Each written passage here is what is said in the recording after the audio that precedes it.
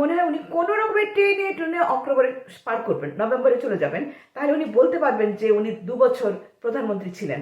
এবং সেই সময়টাতে উনি সময় তো কিছু পাবেন, তো সেই সময়টাতে উনি ওই যে অ্যান্টি টোব্যাকো যে আইনটা আছে, যে তামাক মুক্ত ব্রিটেন, এই আইনটা উনি পাশ করাবেন।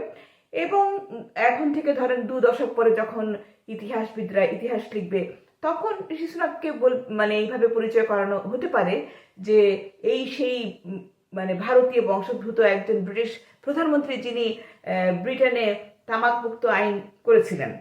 আর এরপরে এই আগামী যে সাধারণ নির্বাচন, তাতে করে কনজারভেটিভ হারলো বা দেশের কি হলো, সেসব নিয়ে ঋষি সুনাকের কোনো মাথা ব্যথা নেই।